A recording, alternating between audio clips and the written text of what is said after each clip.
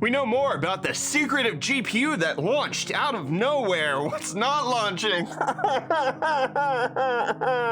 And Rock Band is back, baby. Let's get into the hot news, everybody. I'm your Brett host. We're going to be going over the hottest tech news that I can find on the internet while you enjoy your breakfast. And you're going to enjoy this next article. I bet you are, because while we're expecting Intel to launch their discrete GPUs probably sometime in the first quarter of 2022, late last week we talked about a new GPU that was entering into the arena, the InnoSilicon Fanghua #1 GPU, which people were just like, where is this coming from? And actually, in a lot of the comments, people are just like, it's come from China, so they're obviously stealing the patents. And that is wrong, my friends. Actually, we now have real details on where this GPU is coming from because we got them over a year ago. Yes, my friends, in 2020, we found out exactly the GPU InnoSilicon is going to be making. It's going to be based on Imagination Technologies' IMG B series GPU cores. So this is a company that actually does have some decent experience in making at least GPU or GPU accelerators, and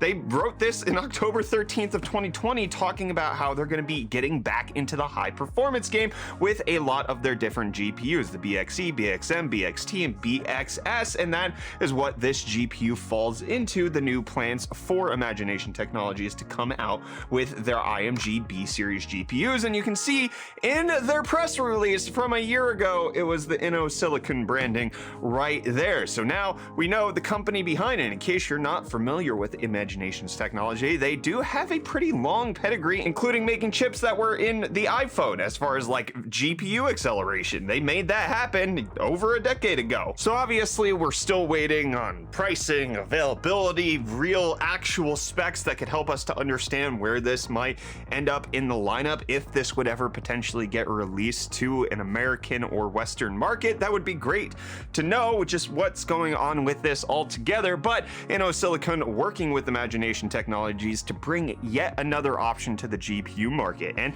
hopefully, if this is something like a worldwide release, this could potentially alleviate all of the bottlenecks that we're seeing on everybody trying to just choose between NVIDIA and AMD.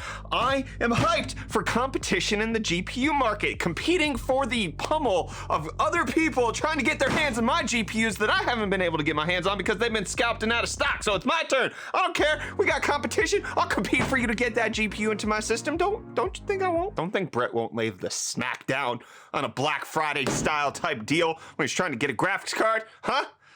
I don't have enough. What are you talking about? What do you think of Imagination Technologies entering into the potential gaming GPU gaming? Obviously, we talked about in the Friday's episode of Hot News where we discussed more of this, that this is being discussed right now as if it's a server GPU, but the fact that it has DirectX API support seems to indicate that might not necessarily be the real strategy. But let me know your thoughts on it down below in those comments. While you let me know those comments, I'm going to let you know about today's video sponsor. Today's video is brought to you by Helix Sleep. My friends, when you don't see me down here in my work basement, I'm usually in my bed upstairs. That's not true. I have a whole other bunch of responsibilities in my life, but when I am in bed, I do it in the best way possible, and that's on my Helix Sleep mattress. It was the first thing that I received when I moved to this brand new house, and I've been on it for, has it been 5 months already? My goodness. And let me tell you that my nights of sleep have never been better. In fact, I track my nights of sleep, checking my variable heart rate, all that kind of stuff, and I can tell you physiologically I'm in a better space than I was before we had our Helix Sleep mattress. I do my best to maximize my sleep potential, especially because I get so little of it. I need to make sure that it's the best that it could possibly be for me to tackle the day, especially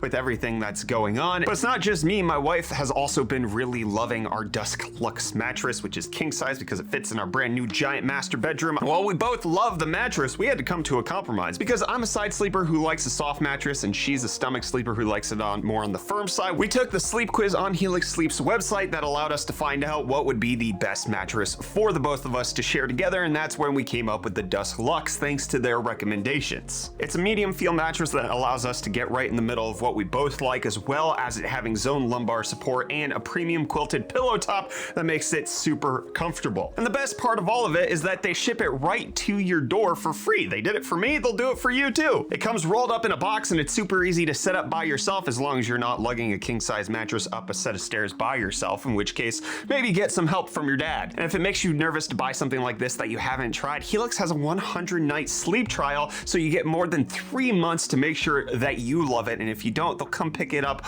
and you'll get a full refund. And plus, Helix mattresses have a 10-year warranty, and they even offer financing and flexible payment options, so a great night's sleep is never far away. I love my Helix sleep mattress. I think you will too. So if you go to helixsleep.com/UFD Tech, click that link in the video description, you're gonna get up to $200 off your Helix sleep mattress, plus 2 free pillows, which are amazing. We use them on our charity live stream for the entire time. Me, Kevin, and Peter all use them whenever we were taking a nap in the back, and my goodness, they're as good as in a car as they are in a bed. The Dream pillows are absolutely worth it. They're great value just to add into that. So click the link in the video description. Get a better night of sleep yourself. Big thanks to Helix Sleep for sponsoring today's video. So I'm gonna let you know my sad thoughts on the James Webb Telescope being delayed again. We were so close to the launch. It was happening in mid-December. We were like less than a month away from the launch, and now we're less than a month away still, because it has been delayed, but only until December 22nd while NASA investigates something that happened, which was a sudden unplanned release of a clamp band which secures the Webb to the launch vehicle adapter, which caused a vibration throughout the observatory. So that is rough. They're still investigating to see whether or not the telescope is damaged. So the December 22nd launch is the earliest that could possibly happen, and I really hope it doesn't get delayed anymore. We've, like, the James Webb Space Telescope was supposed to initially launch in freaking 2007. That is how delayed we are. We are getting so close. Look, I'm okay with it. Obviously, they need to make sure that it's perfect. They need to make sure that it's going to go off without a hitch, especially since it's replacing the Hubble telescope, which has been up there for over 3 decades. And if this happens to have a similar timeline, you want to make sure everything goes off without a hitch.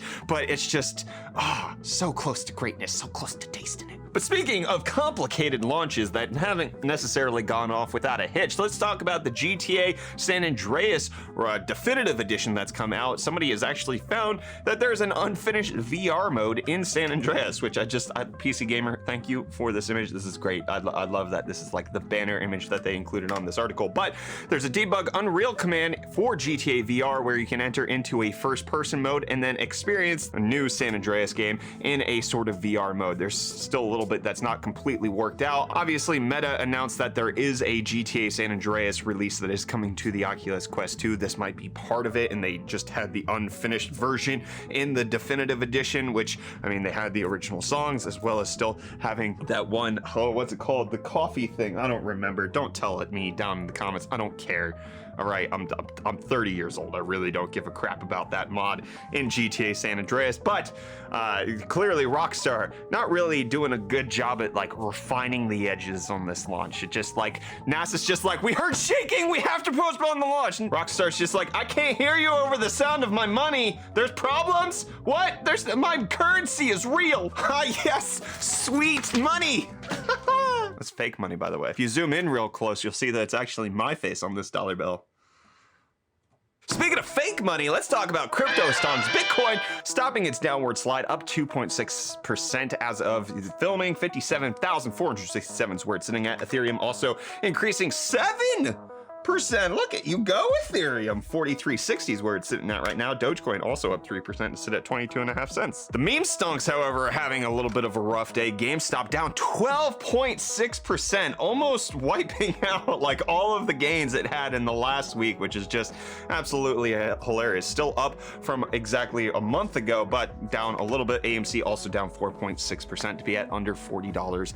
Yet again, it goes up, it goes down. When will the money train stop? Nobody knows. I'm just gonna use my prop money a lot today is what I decided, and people are gonna use real money to acquire real companies. Tile actually getting purchased out by Life360. Tile, which was the like progenitor of the AirTags that Apple now uses, being purchased by Life360 for their like family tracking company that they're doing, being picked up for $205 million. Obviously beneficial for Life360 to have this technology, especially since it's used in a whole bunch of different third-party applications worldwide, but then this also gets Life360 Life 360 into all of the retail environments that Tile is currently in. So a win-win for both of them. And you know, when you win, it's by nostalgizing over your previous days of being in your parents' basement or your friend's parents' basement and just whittling away on that little plastic guitar that you had playing Guitar Hero, just the original one though, and then Rock Band when that came out.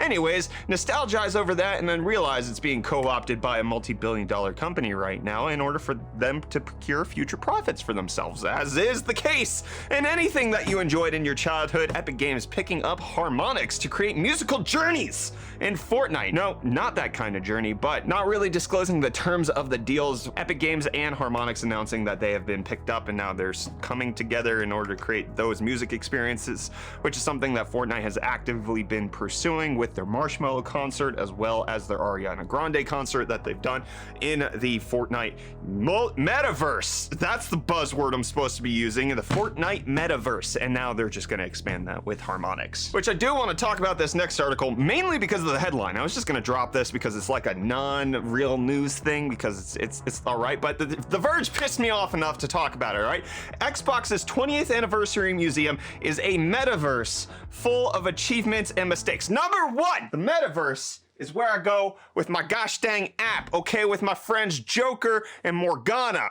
All right. Number two, as you look into what this is, it's just an online virtual experience of you exploring a museum where it has things like Xbox's greatest achievements and the Red Ring of Death and all that kind of stuff. And then it also has a personal one that you can go into where it shows you your Xbox personal history, such as when you first signed into Xbox Live, etc., etc. Pretty neat, pretty cool, not groundbreaking stuff. But looking at this is just an online experience. This is just, honestly, a video game.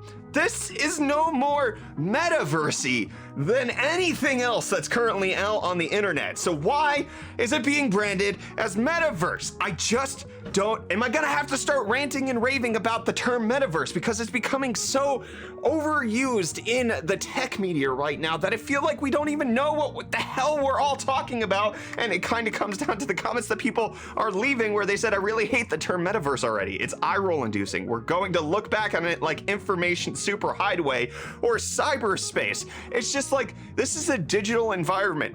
This is no different from any of the experiences that I've had on the internet in like the last 20 years. It's just dedicated to Xbox, which is kind of neat. It's kind of cool, but there's nothing earth-shattering or new developments going on here. It's not running on blockchain or Web3. This is Second Life, which has been out since 2003. Oh gosh dang it. Second Life is an application that allows people to create an avatar for themselves and have a second life in an online virtual world or metaverse. Ah!